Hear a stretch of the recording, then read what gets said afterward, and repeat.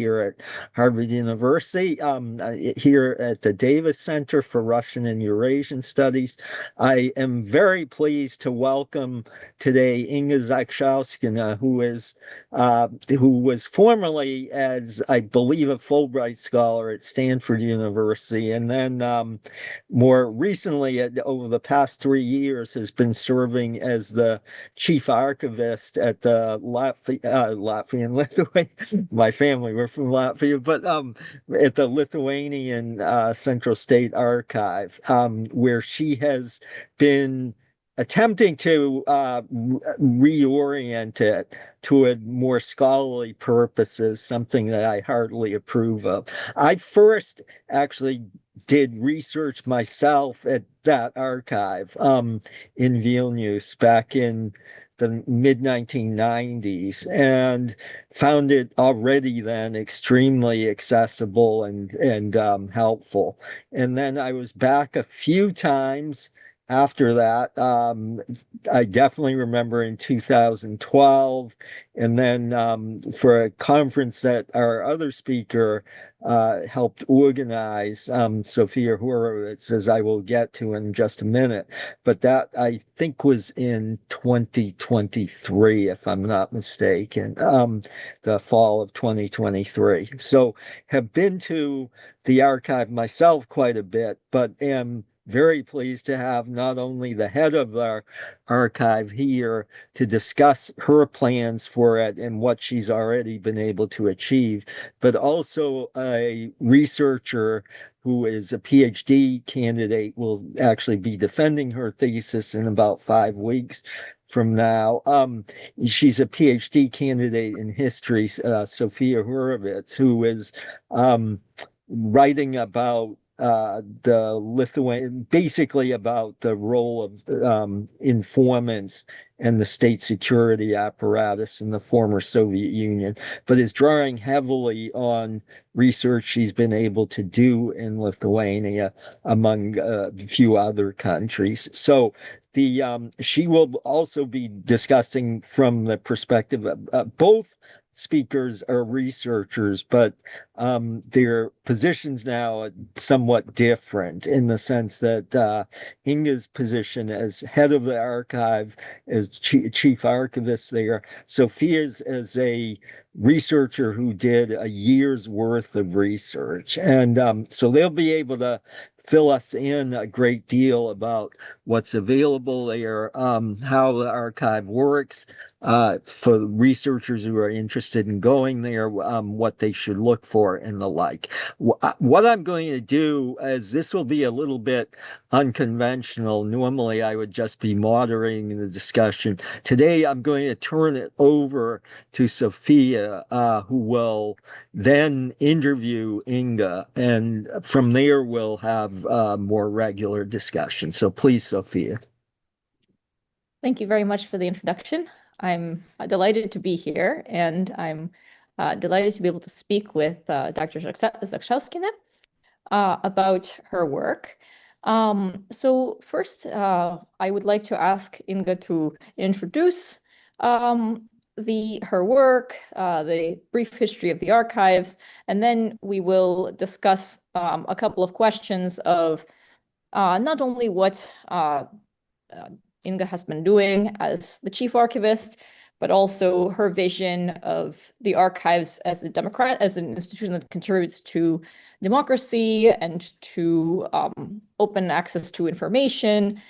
What are the challenges facing Lithuania's archives in this contemporary political situation? And so I will now turn it over to Inga to give a brief introduction, please. Good evening, everyone. I'm welcoming you from early evening in Vilnius. And I'm very excited to see Professor Mark Kramer, as we just talked a couple of minutes before the beginning of our event. But I met him in very, very early my research days at Stanford, and it made a huge impact on me as a future scholar. And I'm very happy to see Sophia, who we met at Vilnius in the archive, and still have plenty of good collaborations. And we continue doing that. So if you allow, I will start with a short presentation of the Lithuanian State Archive system, which will present you with a broader view, since we have this, it's always about institution and their structure. Can you see my presentation? Yes, yes. And it should start moving. Yeah, good. The slideshow, yeah. Slideshow. Okay, so Fine, today yeah. I would like, thank you. Today I would like to offer a brief introduction to the archival system of Lithuania, its historical development, its present institutional structure, and its research significance. I will focus very briefly, especially on the Lithuanian Special Archive, since we have Sophia, who is already a very high quality specialist on Special Archive, and Mark, because they are often very central to international discussions on Soviet rule, repression, and the interpretation of the difficult pasts.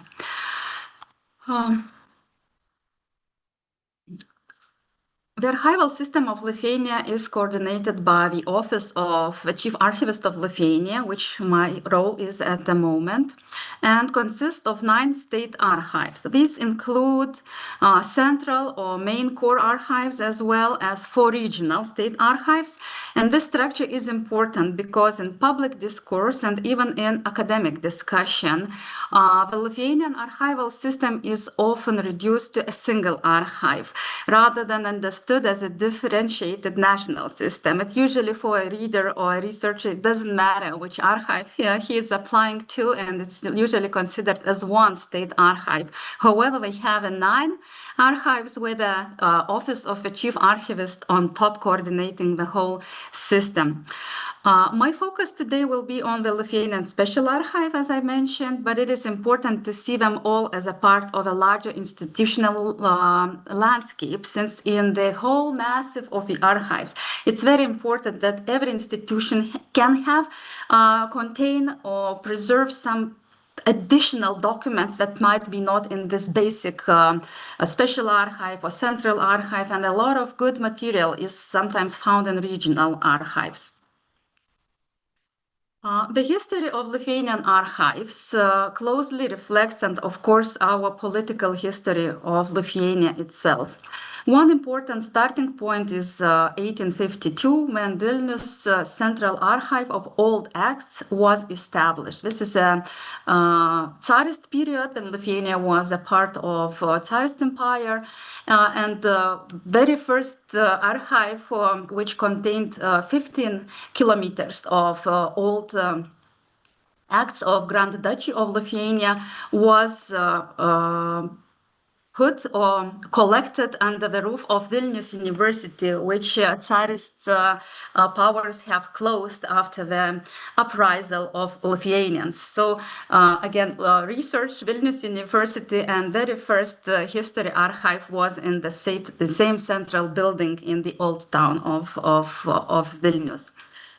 The period between 1918 and 1921 marks the beginning of archival state building in the independent Lithuania. This short period of interwar, the occupations of 1940 and 1990 profoundly changed the archival landscape through centralization, secrecy, displacement, and political control of records.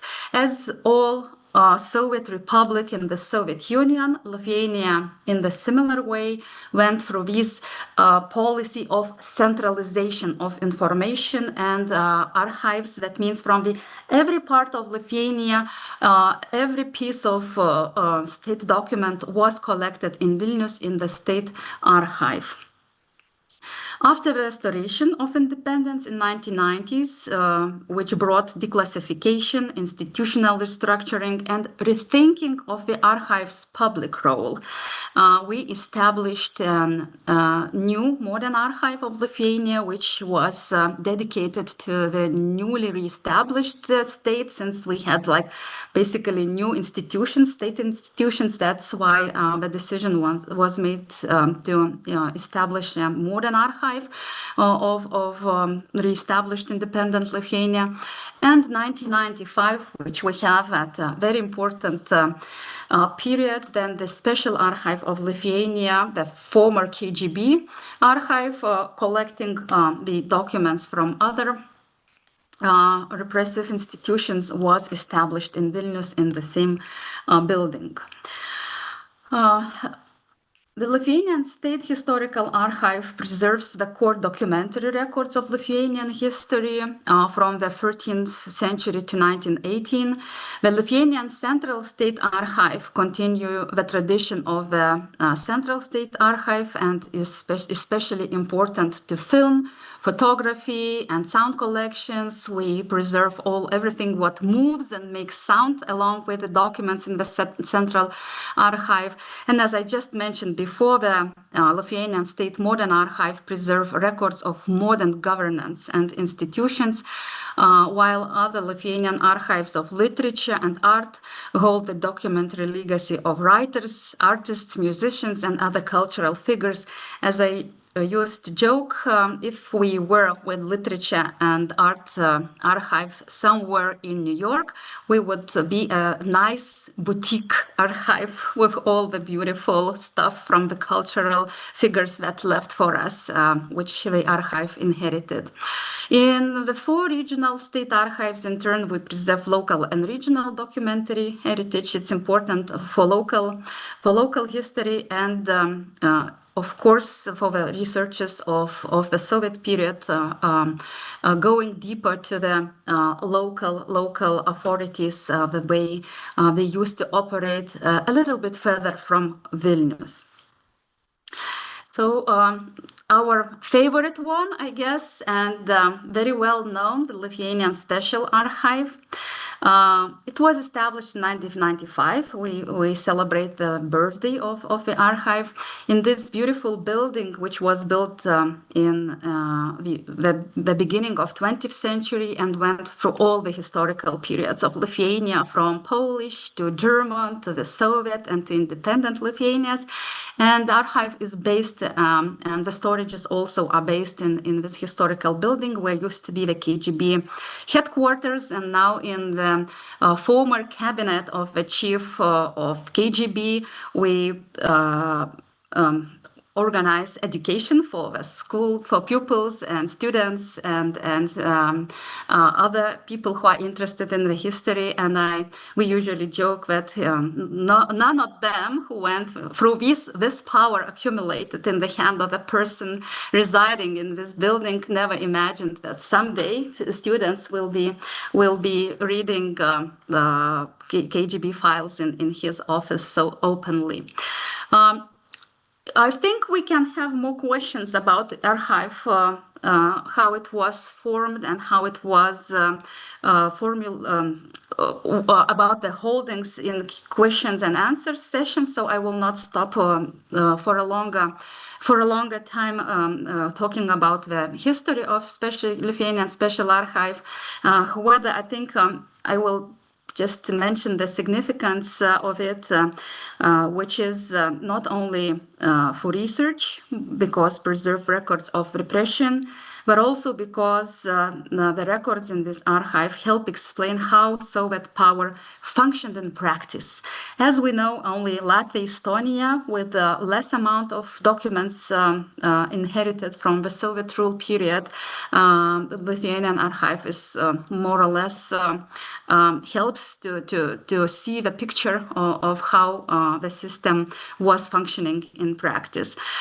These files illuminate the surveillance, censorship, propaganda, recruitment, interrogation, denunciation, and many other forms of administrative and political control. And we can, going from records through records, we can face this history. And of course, for that reason, they are indispensable not only for Lithuanian history, but also for broader research on Soviet rule, resistance, political violence, and the social history of socialism as a whole. Lithuanian archives today increasingly combine preservation with access. That's what we do in everyday archival work. We try and strive to make documents available not only in the reading rooms, but also through digital services and broader forms of public engagement. These are some reading rooms online which can give you the free and open access no matter where you are. You don't have to go to Vilnius, although we always welcome you in the reading room in the archive. For a long time, archives were seen both by the public and other cultural institutions, mainly, as I call it, providers of raw material, rather than as creators of content in their own right. And in recent years, however, this has been changing. I hope you have noticed that also, that Lithuanian archives are increasingly entering a wider cultural field. That's what we strive to do as more equal partner with libraries and museums, and we strive not only preserve sources, but also to help shape how history is presented, interpreted, and communicated to the public. So to conclude, the archival system of Lithuania is made up of different kinds of archives shaped by different historical periods, and today it is increasingly focused on access and public use. That's our major priority, along with preservation and collection of documents. Within this system, the Lithuanian Special Archive has a particularly important role. We do with a lot of international interest of the research in the records. However, I finish with the beginning to our discussion. Because these archives preserve difficult and sensitive records, also because they help us understand Soviet rule, repression, resistance, they sometimes controversial, sometimes about hard truth, but usually very interesting to start your research on the Soviet rule in the Baltic states and in general. So this would be the brief presentation of the archival system, the collections, and I am eager to answer any questions you will have in a second. Thank you very much for this overview, and I very much agree that the archives of Lithuania are, for me, for my research on the KGB, have been. This was the first research.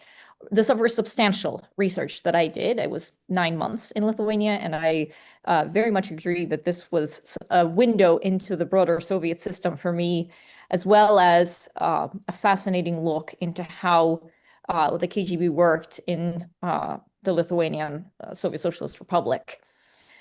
So I want to begin by asking you, what was, when we met 3 years ago, you had just begun your tenure, and I'm wondering what was your vision in general? What is your vision, and how has your tenure in office changed your vision for archival preservation, access, and educational outreach?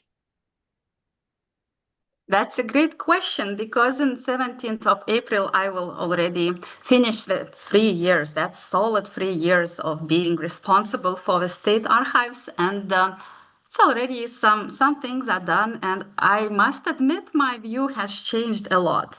So if at the beginning, I was seeing archives as just interesting places to work, which must be very comfortable for the researchers. And I was, of course, very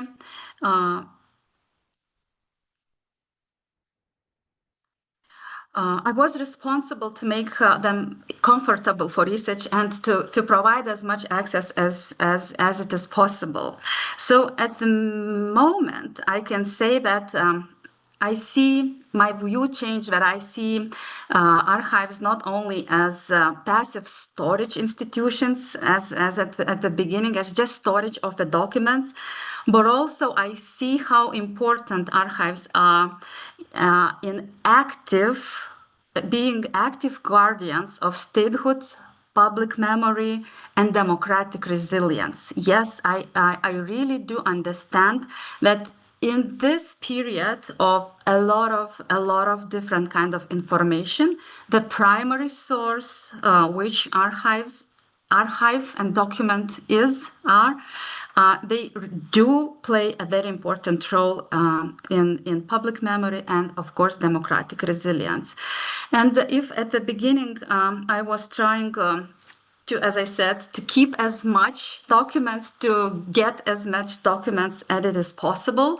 Now we are trying to change the understanding what document is. Yes, so we try to move apart from only state records and to have a broader view that it might be different counter-archiving documents, which the Soviet system, for example, left the white dots or gaps, right, while centralizing only state institutions' information documents. However, meanwhile, the dissidents' activities was left apart, and we now have the memoirs from different places you can collect from the parents dying or children trying to give their heritage, documentary heritage to the archive. So it's what's connected with the history and memory.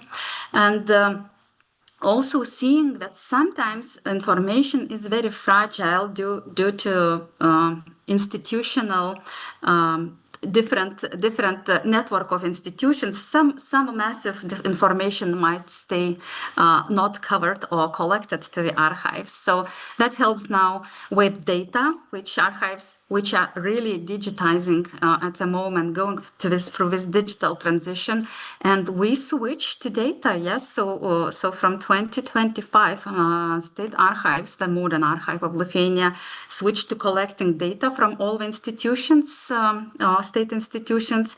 Also, we are prepared and we're just waiting for the green light to collect the emails of some public officials or heads of institutions, right? So to come back to your short question, which I answered so widely, the major change is, of course, ideological, that if I saw archives as a simple passive storage institutions, now I do understand the significance of being active guardians of democracy, public memory, and democratic resilience. Thank you. That's this is from the researcher's perspective, I agree that it's hard to see how the archives work from inside. So this is very interesting to me. I'm curious, what kind of educational outreach have the archives been engaging in? What sort of collaborations with other institutions and also with the institutions and organizations abroad? Yeah, okay. I thought somebody is asking a question. Okay, so being a researcher in this position helps me a lot with understanding what a researcher needs, right? Behind the on the opposite side of the bars. And of course, connections and understanding that to give Lithuanian archives a different kind of look at them, a different kind of look, not only from Lithuanian perspectives, only enriches our research, only enriches our understanding of the history. So my major goal was to bring archives to every school in Lithuania. So we started a very interesting publication of primary sources adapted to schools where are different kind of tasks. So where pupil with help of teacher can adopt their critical thinking and the primary source critical analysis. So as early they start critically analyzing documents at school, I think the more resilient and analytically thinking society we will have. So we are trying to reach every school, every class in Lithuania. So just making the first steps, a couple of publications of this methodological material. However, they are very popular and is of great help for teachers. Also, we try to activate the research in our archives by introducing international researchers, and very successful programs are summer schools. So we cooperated with Cambridge Center of Geopolitics, which held for 3 times. Almost every year we have Cambridge Geopolitics summer school in Vilnius, where we spend 1 or 2 days in the special archive where the workshops, where the lectures give the historical context, and then the scholars, master or PhD students, they can work the whole day in the archive with the documents which are selected to the topic we have. This summer we are waiting for Texas University at Austin, which is also coming with a yes, you know who our good friend Alexandra is also coming, and we will also organize a workshop, conferences, and also we actively invite and provide help for the researchers coming to work in Lithuanian archives. So this would be briefly, if to answer your question about international outreach and educational. Thank you. I'm curious to know more, to briefly follow up on this question of archives at every school. I know for, at least for me personally, in high school, looking at being able to see a primary document is one of the most important parts of understanding how history is studied, to understand that not everything that is written down is true, or that it can be true about something else. It doesn't have to say the truth to still be informative. And so I'm curious, what kinds of publications, what kinds of histories, what parts of Lithuanian history are presented to students? Very good question. So we made it, the good way. We analyzed the school program of 10th year school year students, and we saw that there's some topics that are not covered enough, in the school programs, and left somewhere in the gray zone or maybe for teacher to decide. It's not like very well covered in the textbooks. So we chose the independence movement from 1988-1919. I think that's a very important period in Lithuania, and we still don't perceive it as a history. So we tried to collect very interesting primary sources showing for example, this 20,000 people in the concert of anti-Soviet groups, Lithuanian rock groups, and how to show to a student that it's not a simple concert, that it's with an independence movement. So we were looking in the archive for very specific, showing a lot of flags, this mood, in this pictures and primary sources others we used. Also, we noticed that underground resistant armed movement from 1945 to 1953 is also still a sensitive topic, and teachers choose maybe not to go deeper, or analyze deeper it. So we also made a task book with primary sources on the partisans topic, and that's when when you have primary sources, there is no blank, there is no space to move to misinterpret it. Yes, so you just have a primary source and you just teach a student to read it. And also a topic on the Holocaust and Jewish life in Lithuania, just to show their everyday life and being Lithuanian citizens in these late 40s and interwar period. Also, these topics we still try maybe to skip or go on the surface, but there's nothing better than a primary source and an archival document which doesn't let you give a different kind of story, So these are very, very helpful for teachers.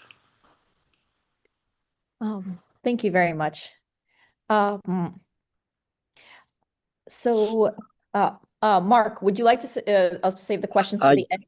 I do have a couple of questions myself. What is the role of civil society groups in pushing for release of documents, archival openness? I mean, you mentioned, Inga, the digitization, and especially the shift into an era of email, which really began in the 1990s. So this is post-Soviet, but still the status of those email messages has been in dispute in quite a few countries. In the United States, it ultimately was resolved, or at least partly resolved, through a lawsuit brought by the National Security Archive, a private NGO that sued the Clinton administration to require that they preserve email messages and make them available to store them at the archives. Have there been similar groups in Lithuania that have really pushed for materials to be preserved? Very good question. Thank you, Mark. And I'm just realized that we're 20 years late with emails, right?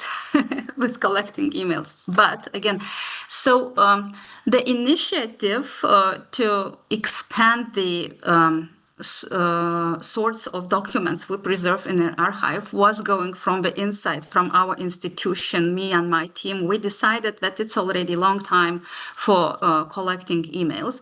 And happily, I had quite a green light from the Prime Minister, who is appointing me for this for my term.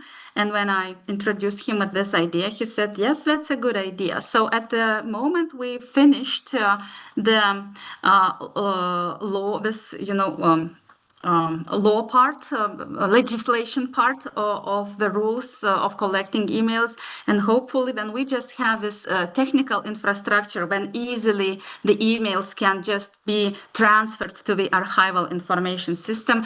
I think it's 2026 we will start collecting. So either nobody still understood what we mean when we say that we are collecting emails of particular positions of state institutions, either it's still about to come, the opposition to this. However, at the moment we went to very fluent process of introducing of this new sort of documentation preserved in the archive.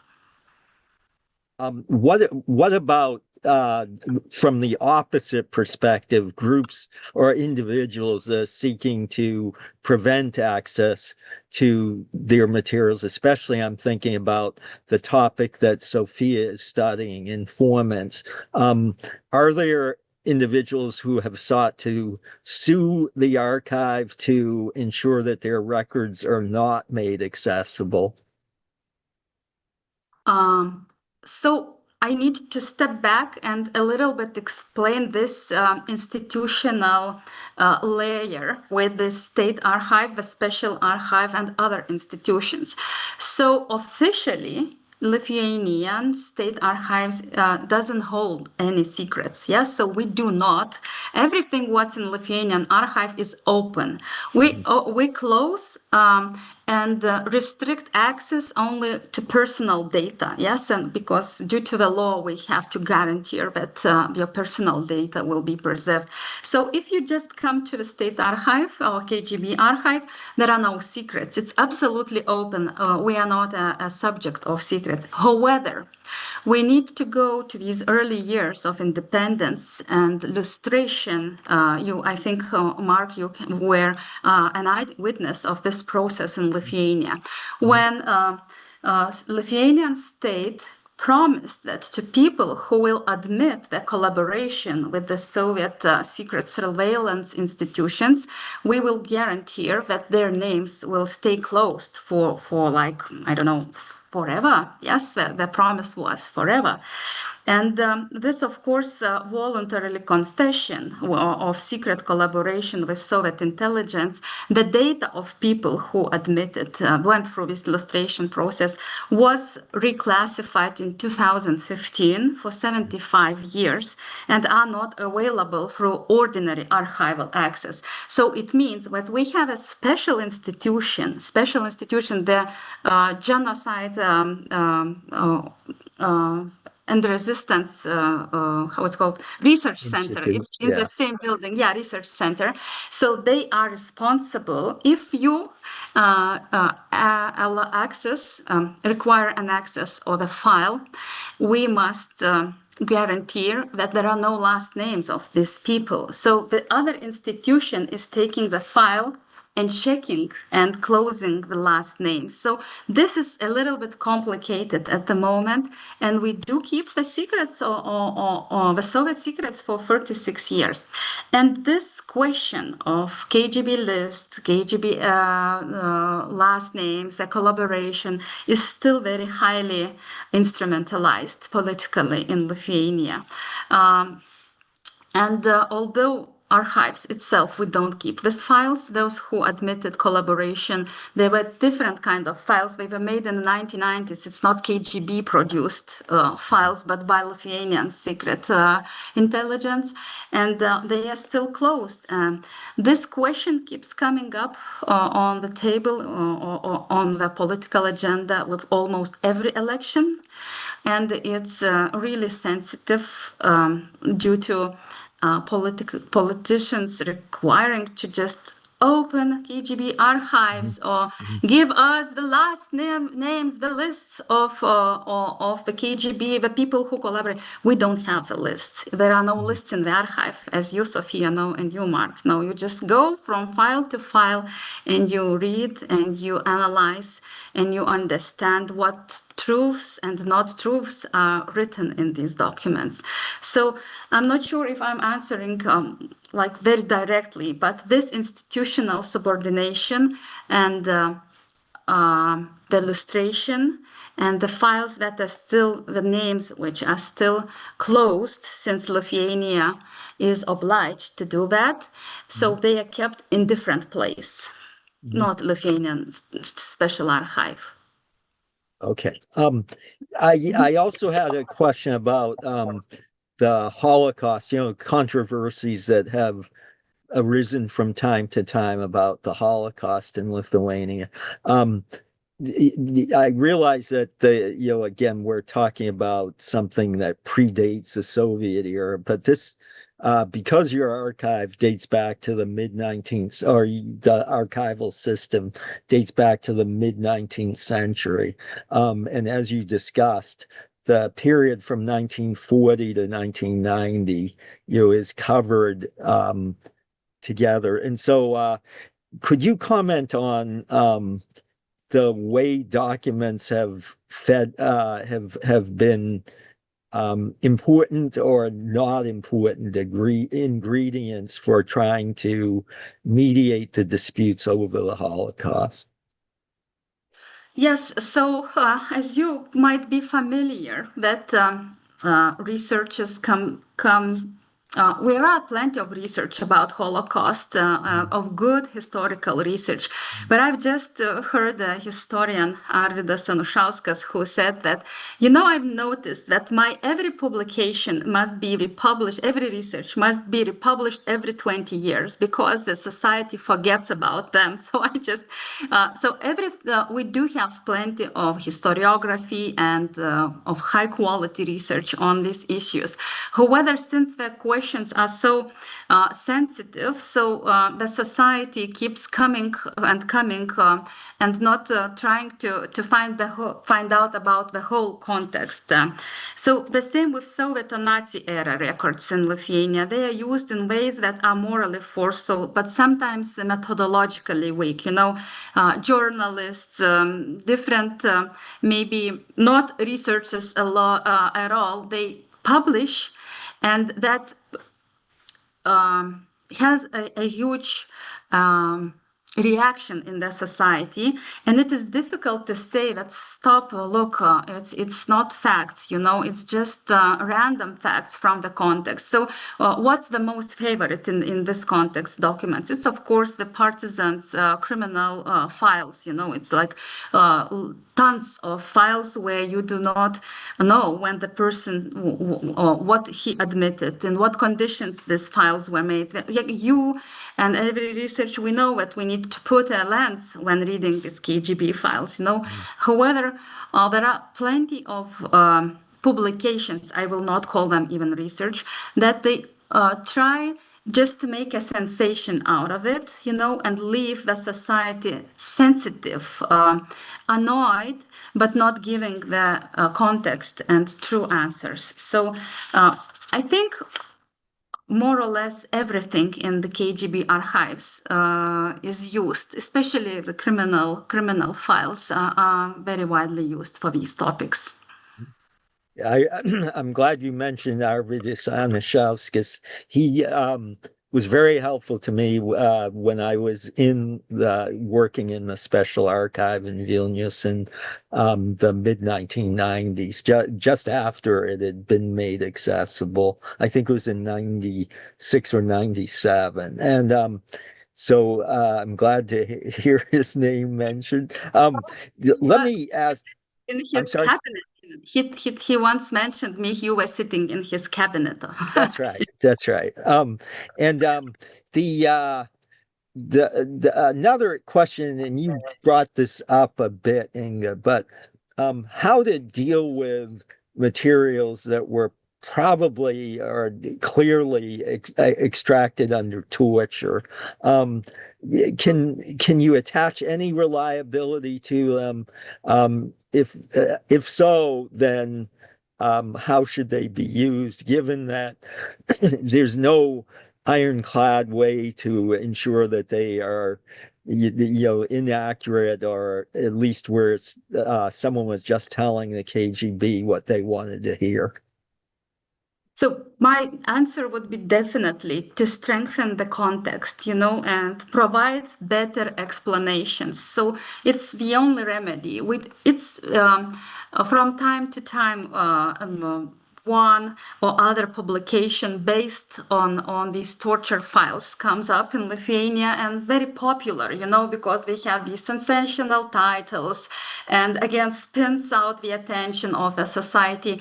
So I think the only way is to give good context, strengthen context, to explain on what conditions these files were made, and very, very clearly that not everything what is written in every word what's written in the file, you can't read it taking word after word and thinking that is true. So good explanation, good context, and repeating that you must know how to read KGB files. You must know. You need to have skills, either basic knowledge how to read. You just can't start reading them.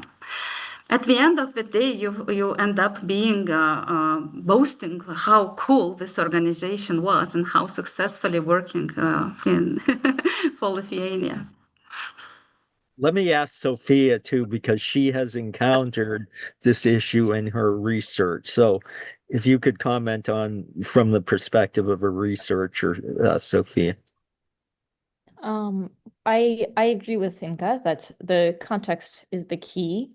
I also think that anything that, I had a conversation like this with a colleague where he wanted to know if some detail that had been in a KGB at his time NKVD interrogation, if it could be used as evidence of a public figure's connection to some foreign diplomats. And the fact is, no, it cannot. And I think that an important thing is also to understand what are the narratives that the KGB officers are building, how do the details that they're extracting from the accused person, how do these fit into a narrative? So if they're looking to connect them to foreign intelligence agencies, like they were in the case that my colleague was researching, they will do anything to find out that this person had some sort of links to diplomats or foreign foreign officials. And so one cannot do anything with this information. You must find information that predates the case about this person's connection to the foreign diplomat in order to make anything of this information. But there's other information that I think can be used judiciously. For instance, I think anything that is surprising, I always pay attention to anything that is surprising in the documents that falls outside of what I would predict from reading hundreds of other similar files. I have to think more to give a precise example, but I think that, let's see. Yeah, no, I have to think more on the precise example, but I think surprising things that are with interrogation files, I think that they're also interesting to understand what kind of narrative is being created over time and how the interrogation protocols themselves are being compiled. Because I read many interrogation protocols before realizing that there are so-called generalized interrogation protocols, which are the officer does not write like he's supposed to an interrogation protocol for every interrogation, but after 5 or 10 interrogations, however many, writes one protocol with the questions and answers he thinks are important, which also tells you something about what this reflects about the institution, its operations, and what it might or might not reflect about the person in question. Yeah, if you allow, I will give one more example from my research on Western radio broadcasts also. So if you read the reports somewhere in periphery, right, of the KGB reports, how many students were listening to Voice of America in 1975 or 1976? So you can notice that they were trying in their reports to Vilnius, yes? So they were trying to diminish the numbers to say like, like 5 people only, although that the whole class, in Akhmany secondary school was listening. So you can see this, self-censoring in the reports if they send the reports to Vilnius. However, if you read the reports, ideological reports from Vilnius going to Moscow, you can see the absolutely different level of censorship is in the ideological field, I guess. So, again, no. Hostile voices are not popular, not perceived in Lithuania. So they censor in the different level, But so if you start, you can see that perfect institution working well, just perfect reports nobody is listening to. But then you start understanding the cliche, how the institution was trying to make reports. So you, as a scholar, you notice the pattern, So it's again after like 500 pages of reading of this, right, Sophia? So, because the 3 Baltic republics were covered by Radio Free Europe, whereas the rest of the Soviet Union was covered by Radio Liberty for those 2 stations, and then there were numerous other shortwave broadcasters. But I know because I've seen some of the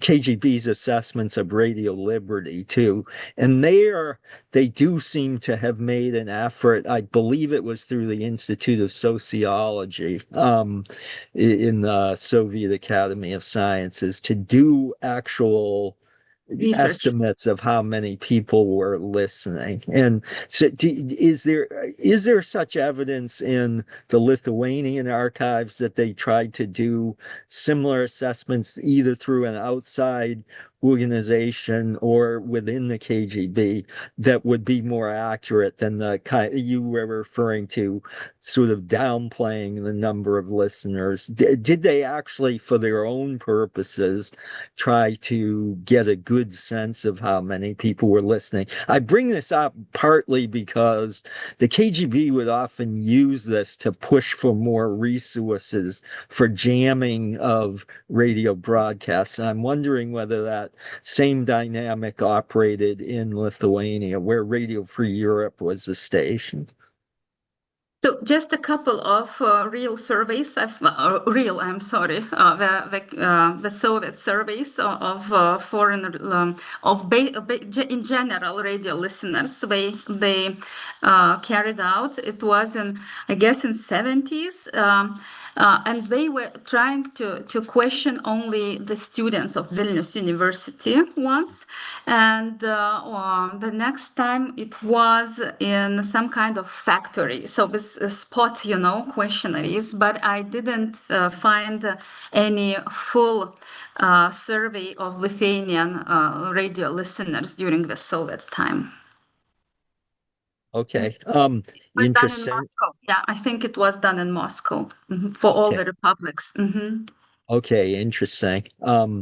Because again, because it was different in terms of the station, it wasn't, I assume it probably wasn't as easy for them to do it in Moscow as it was in when Radio Liberty was covering everything else in the Soviet Union. But even in the portion of the large majority of the Soviet Union that was covered by Radio Liberty, I know the assessments were difficult. The Institute for Sociology developed pretty good ways of trying to make estimates that were reasonably reliable, but all of that was kept secret at the time, and the KGB at times would almost seem relieved to find out that more people were listening, because then, as I say, they could try to get more funding for jamming of stations, which was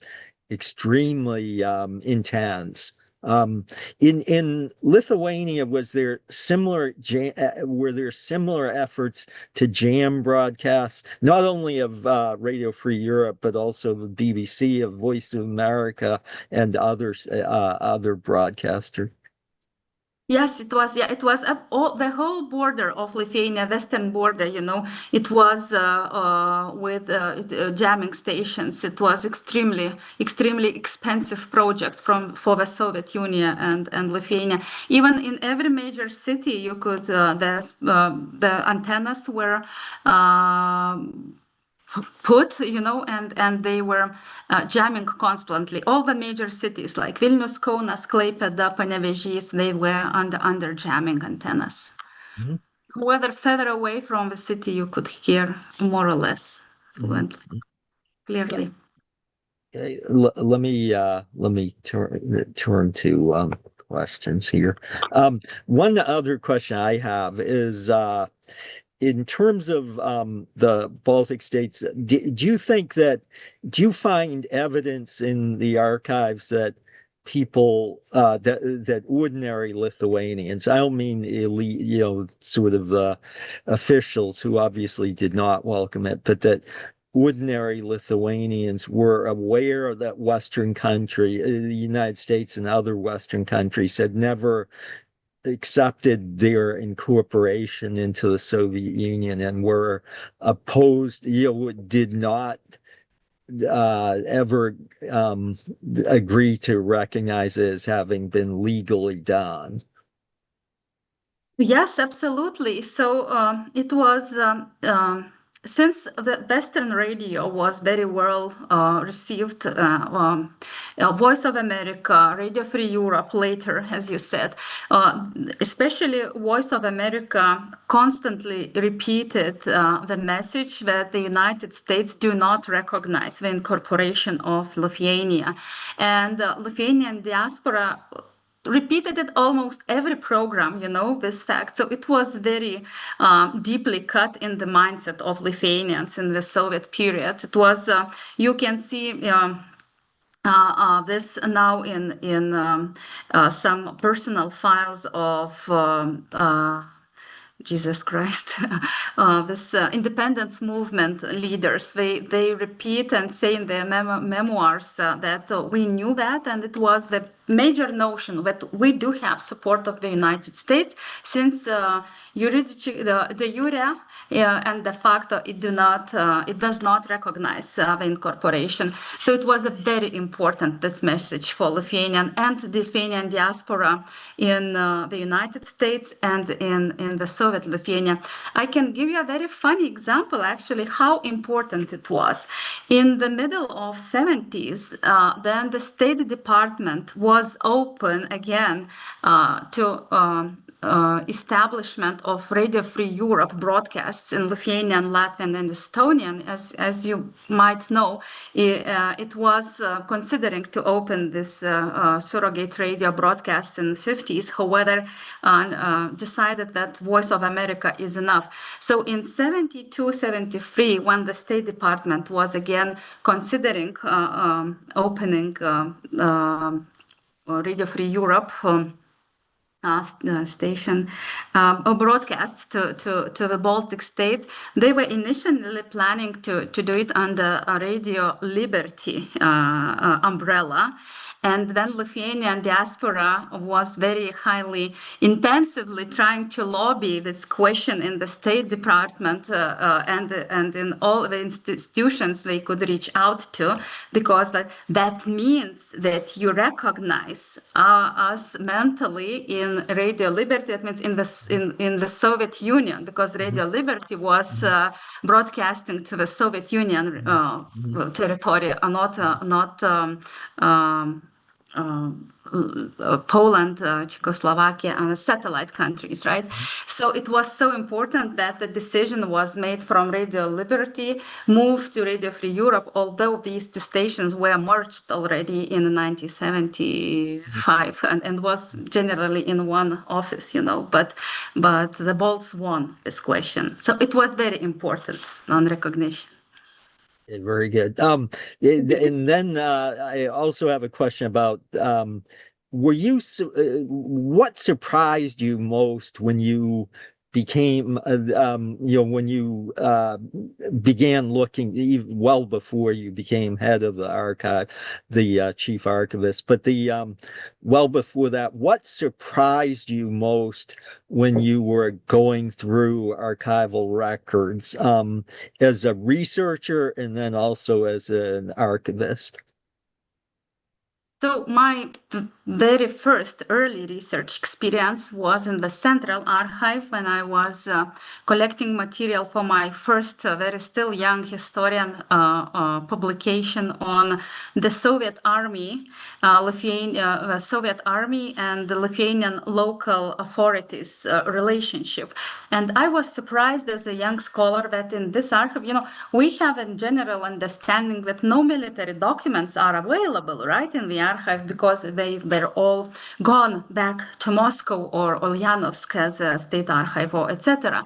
But again, if the huge archival institutions, so I managed to find the correspondence of Baltic in Riga, this Baltic military district with Lithuanian prime ministers, Soviet Lithuania ministry, and from 1945 up to 1990s, they were corresponding on different questions, starting from military resources to the buildings, to the offices, to mobilization plans, and you could see from this correspondence the dynamics, how at the beginning Soviet Lithuanian authorities were obliged to give just everything what the military district was requiring, and later you can see up to 70s, late 80s, that they were already giving answers no, and later even in Lithuanian, not in Russian.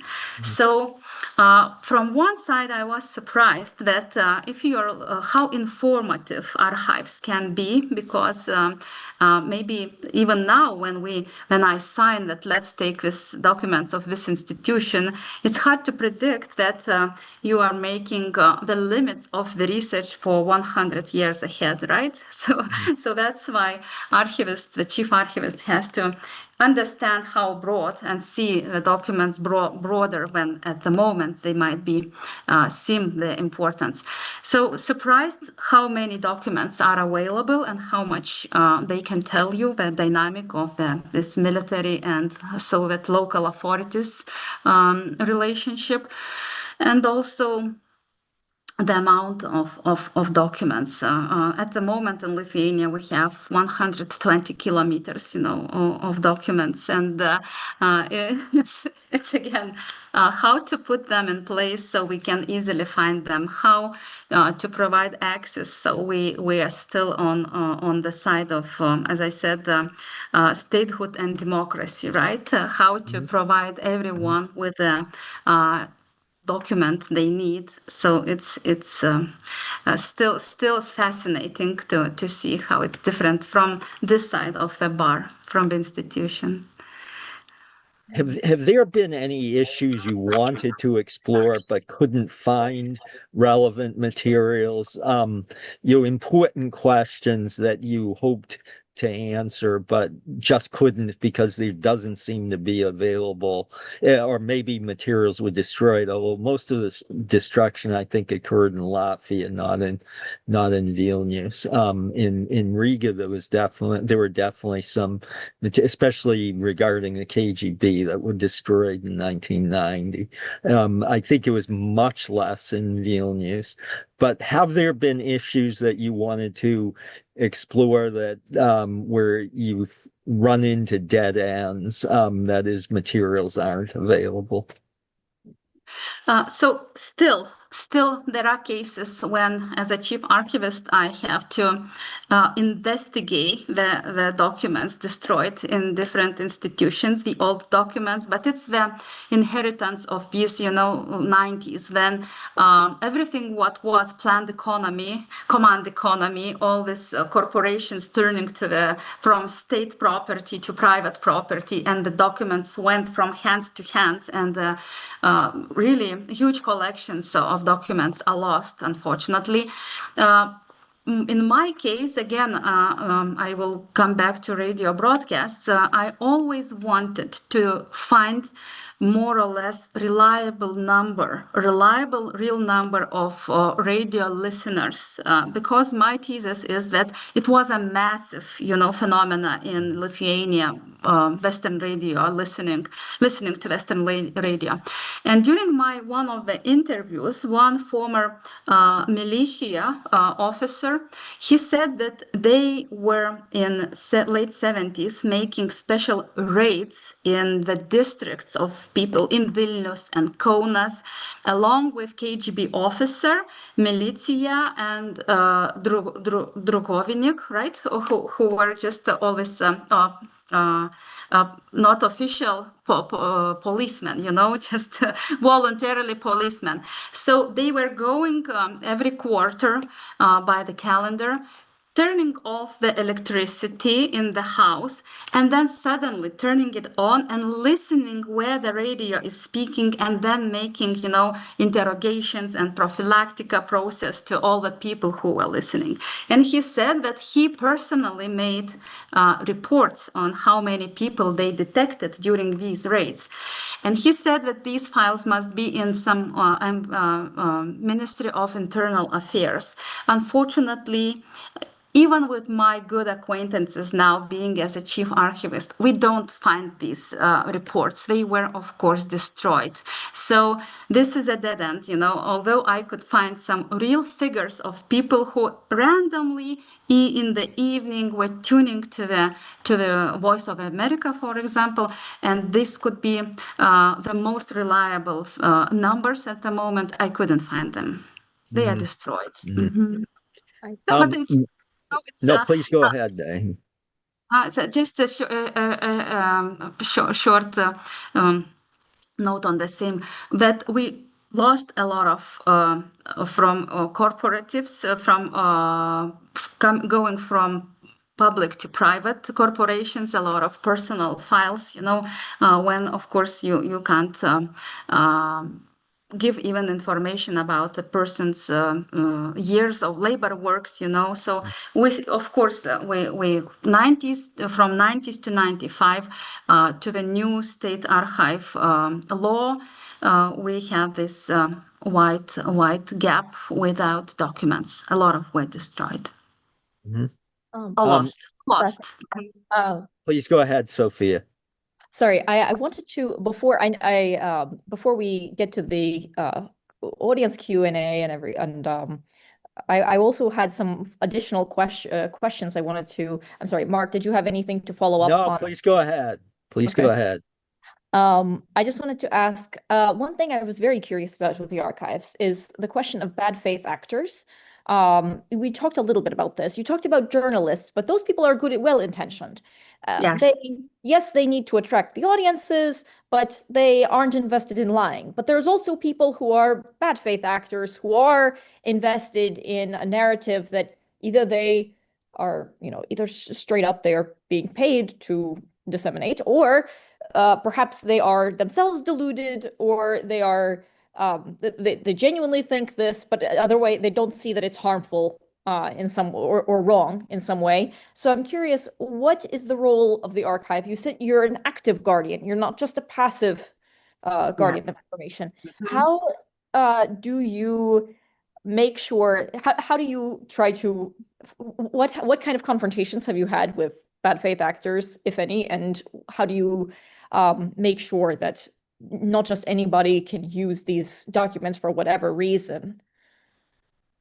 While I was preparing for our meeting, I was collecting different experience in different countries. And as a chief archivist, I take a lot from the National Archive of Sweden, because they are great, I guess, in how they provide access and how they understand the meaning of archives and the relation of the archives to the democracy. So I take an example from Swedish National Archive of Sweden. And I've noticed that they provide access of public records without even asking an ID, So if you come, you don't even have to say who you are. They provide you with access, in the archive. And I thought, wow, that's the level of access and democracy. And I, as a chief archivist, I said, can we do the same? Just that you just come and you get. And then I understood that we have Russia too close, we are too interesting for our neighbor. And at the moment, we still have to check the ID of the researcher.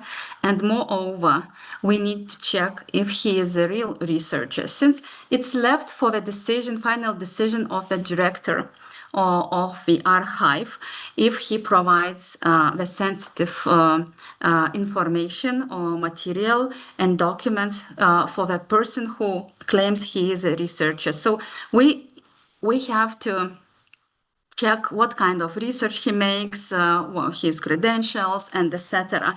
So unfortunately, we do have more and more often these cases when a person claims being a historian, a journalist, however, can't provide any documents.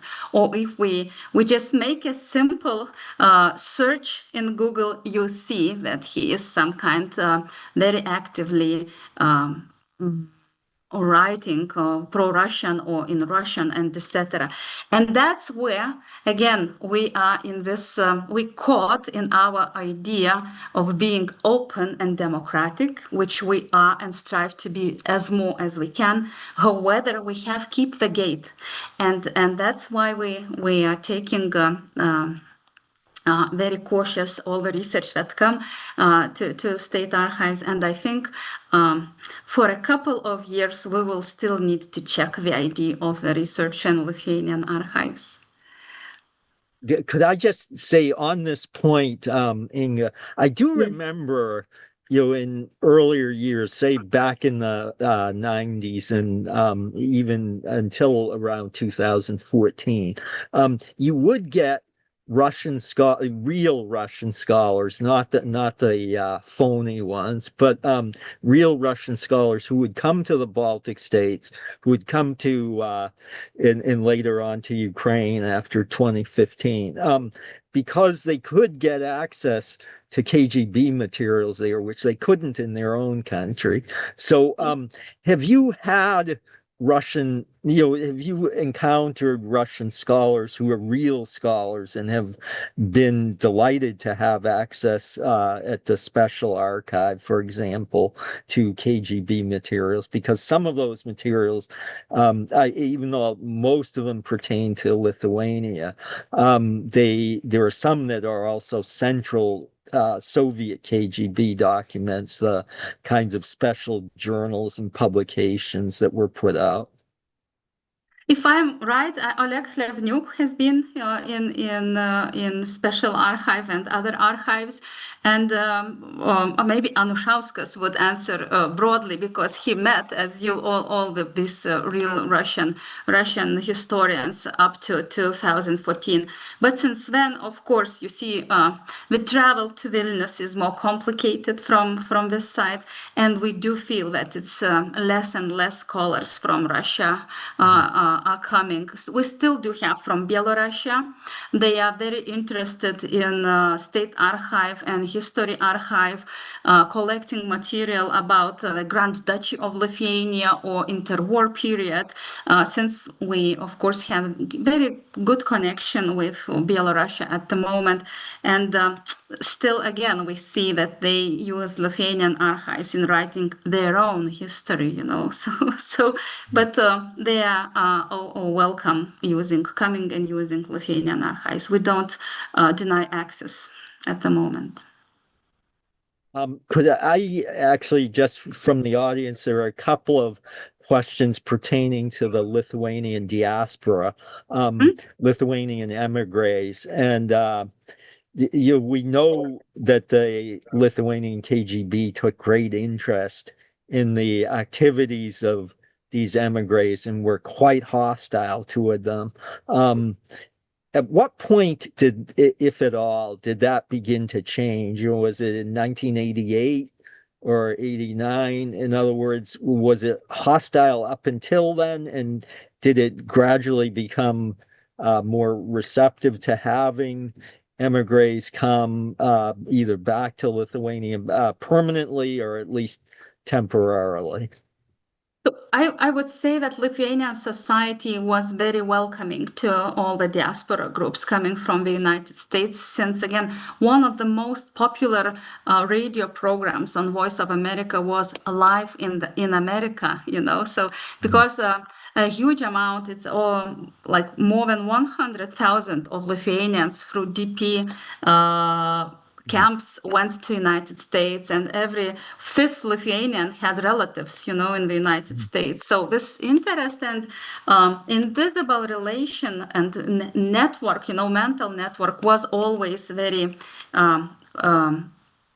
active, I would say. And in the 90s, we can see that then the later first president of Lithuania, Valdas Adamkus, he was coming with his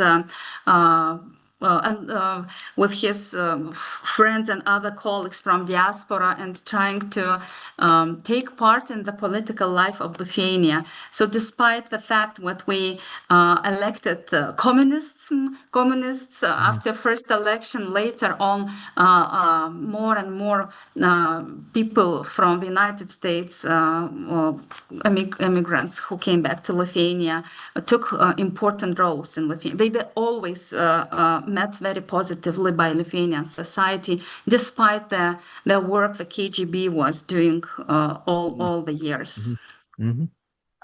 I also wanted to follow up about this, and I don't want to take too much time away from other parts of the Q&A if there is, but with regards to the diaspora, to what extent is that information about the diaspora part of the your archive's educational outreach within Lithuania, and to what does the archive collect information about the diaspora, or is this what other kinds of modern records, surprising perhaps modern records, do you collect and keep and preserve?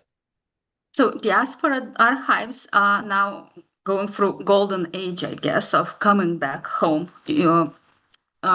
Again, saying home, it's not so correct. It's talking about diaspora records. It's always what belongs to Lithuania, what belongs to the United States, since the activities and documents were produced in, no matter that it was in the sense of liberation of Lithuania, but again, it was produced in the United States. So the documents of the people, immigrant, political member, politically active people, from time to time they give to Lithuania, to state archives. So every year, huge collections come back from former diplomats, from Los Angeles, from New York. And now we're going through the years when all this old generation is already, unfortunately, leaving us. And their archives, their children, grandchildren, they are very eager to get them. So at the moment, a huge part of documents is coming to Lithuanian State Archive, Central Archive, and also in Chicago, we have a Lithuanian research center who collects the others. So some kind of centralization throughout the whole, through the United States is coming. Some are staying in the United States, some documents are coming to Lithuania, but now it's very active, like never before. We receive thousands of documents from the United States. From these surprising documents, as I said, we try to fill in the white gaps of this Soviet period, which of course erased everything what was not state documents. So all the memoirs, movements, members, everything what is, as I call, counter archiving, everything what is not state produced documents we try to collect. And again, we expanded the understanding what the document is, what collection is, and we don't stick to just simply is it produced by state institution or no. We try to collect as much documents witnessing our memory, what might be important for the future as we can. So it's about historical documents and looking forward. The data, data is now the new future archives. So we are learning how to deal with data sets and not only archivists, but I think historians in short period of time will need to learn to write a script to get some data sets for their research, It's true. It's a very I think this is a really there's so many new directions and so much data being produced in our time. But thank you for this extremely detailed answer. And I want to also briefly go back. Also, I want to mention to the audience, please feel free to put your questions in the question and answer box until some appear. I think we'll keep going with our conversation. And I think Mark Kramer has mentioned this in the chat. But I wanted to ask about the lists that you were talking about earlier, lists of names, people's names released without any context. Does the archive have what is, in your opinion, what is the ideal situation or policy for the release of any kind of, the archive does not have lists, but somebody could come in and compile a list of their own. What do you think is the best policy for revealing or not revealing big lists of names that without further context? That's a big question, Sophia. Thank you. And I was preparing to answer it, deeply in my mind, just to understand how important this question is, not only for Lithuania, but for any sensitive information that archives possess and are available to open for access. In my own view, is that democratic states should not keep protecting the secrets of oppressive regimes forever. That's my really personal view. I think that truth matters, and the long run, truth strengthens democracy rather than weakens it. If society hides too much, it risks showing that it's not fully ready for self-reflection, right? That we need to process our history so we can freely move on. At the same time, I really do not support very simplistic politics of just publishing names without any context. Lithuania has spent, I guess, too long between two bad extremes. On one hand, we have desire to protect our national narrative from uncomfortable personal facts. On the other hand, the temptation to believe that simply opening lists will solve everything. I think neither approach is sufficient enough, and our society and the experience we go through demonstrates that. I think that we need a layered policy of truth, like from slide to slide, opening with context, right? Yes, sometimes the crimes and conscious collaboration should be named very clearly. However, ambiguous biographies, fragmentary cases, or situations documented only by a single coercive source should not be turned into spectacles of the public humiliation. So the balance, right?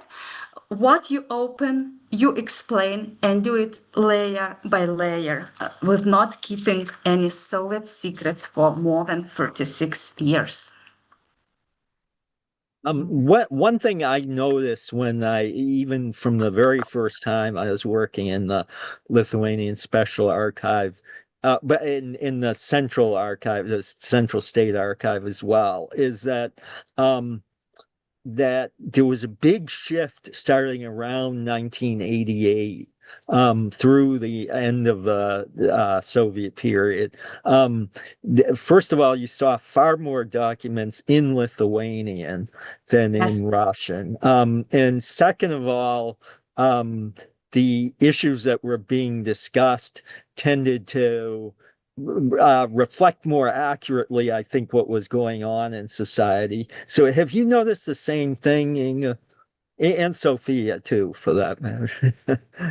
So absolutely. So two topics, great topics I've noticed. First of all, it's the replies to military district in Riga, where absolutely they were writing in Russian. We were already answering in Lithuanian in 1988. So it doesn't matter which language they write. Every answer coming from Lithuanian ministry was in Lithuanian starting from 1988 and sometimes even 1987. And of course, with this independence movement, you can see that KGB reports, they were more or less giving the real picture what was happening in the society without any, beautiful things, lying to yourself. And also in Lithuanian, I was surprised. And more Lithuanian officers were employed in the KGB starting from 1987, which was, general rule not to take any Lithuanians to serve in the KGB. So yes, you can feel that shift very clearly in the archives from 1988, clearly 87, one or more or less, I would say. Sophia. Mm-hmm. I'm understanding correctly that the question is about the languages of the archival documents and the shifts in them over time, right? Yes. And also the accuracy of them and covering what's going on in society. Well, regarding languages, something I actually worked mostly in central archives where everything that went up there is translated. And if it wasn't translated, that was remarked upon in some way that could help to understand the context. I unfortunately don't speak Lithuanian, but I always wondered if I went to regional archives in my future research, whether I would encounter more reports. There were so many Lithuanian informers, and by far not all the reports are translated, especially not the reports that were collected by lower level officers, some of whom were Lithuanian speakers. So one thing I wondered is whether I would see more, even from the 40s and 50s. I go up to 65 in my research, whether I would see more documents like this. And as to the second part, reflecting the reality of events, this is a very difficult question. I think that the documents reflect the police categorization. And sometimes this does reflect a certain reality. But for instance, what is a German collaborator? This is somebody. This category covers lots of people, and it's not always 100% standardized. It might refer to somebody who actually was, well, as you know, who was actually participating in the Holocaust actively, or it might refer to somebody who kept on doing whatever job they had been doing under the Soviet power, also continued doing this under the Nazis, and then when the Soviet power comes back for being an economist or being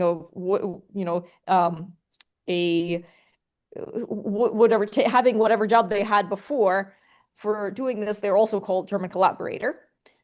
So I think that this is where the question of context that we have talked about with the lists and with other complicated documents comes back in, where in order to be sure that what one is writing about really reflects the reality of what was happening, one has to fully understand the police language and system of categorization in the sense of, almost like a dictionary, but also in the sense of understanding the nuances like the one I described. Please, Inga, if you want to comment. No, I was nodding, just agreeing with everything Sophia said, with the same insights. So then, because we're beginning to run short on time, so let me turn back to the question of the diaspora and emigres. Here too, do you find that that there were materials kept in the archives? Maybe some of them were lost forever, either deliberately or either they were destroyed or they were simply weren't there. Letters from emigres to relatives in Vilnius or elsewhere in Lithuania, and how were these used, if at all, by the KGB to determine who was potentially disloyal to Soviet rule? I think the general rule was everyone is disloyal who has relatives outside the Soviet Union. So you are just, it's no exclusion in this rule. Everyone is disloyal or might be, and is under the radar, if you have any relatives. So two categories, the most dangerous for the Soviet regime: those who were deported to Siberia. It doesn't matter if you were a child or your parents were. If you were deported and came back to Lithuania, you are always somewhere on the focus. Starting from the positions you can study at the university and take the positions for your future career, and of course the relatives abroad. Everyone who had relatives was considered dangerous. Mm-hmm. Yeah, I should add from personal experience, my cousins in Latvia, they were in Riga. They had been deported to the Gulag in 1941, and the ones who survived, most of them died there, but the ones who survived weren't allowed out until after Khrushchev's secret speech, and the push for de-Stalinization. So they were imprisoned for more than 15 years. They had relatives abroad. They were therefore very cautious and timid. But what's interesting is that in 1988, the date that we cited as the big change, they actually joined the Latvijos Tautas Front, which was the equivalent of Sąjūdis in Lithuania. And it made me realize that there were big changes underway. that the fear that had been there for so many years was suddenly really diminishing and even disappearing. So I assume that the same was true in Lithuania.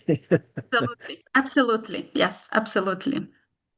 Um, well, this has been fascinating, and I see we're almost out of time. So if you have anything, Inga, that you would like to add, perhaps about your how you plan to continue your work, or how has your anything else that you would like to tell us. Our meeting today and conversation reminded me how much I miss my researcher's job, where I'm more a historian than an administrator, actually. So again, it's a good experience being in this position. I think we can make change in understanding what archives can do, and maybe now put the beginnings for the future good documentary acquisitions. So just enjoyed our meeting. I think Lithuania will welcome every researcher who will come, since we value a different look on our history, and we are very open for any collaboration and opening our archives to the researchers. Okay, excellent. Thank you, Inga. That's a perfect place to stop for today. I want to thank you very much. I also want to thank Sophia very much. Pronounce it like the Bulgarian capital, but Sophia very much, and want to thank also Laura Sargent for helping to set up the seminar, and everyone who attended in the audience. So with that, let me end today's session. Thank you.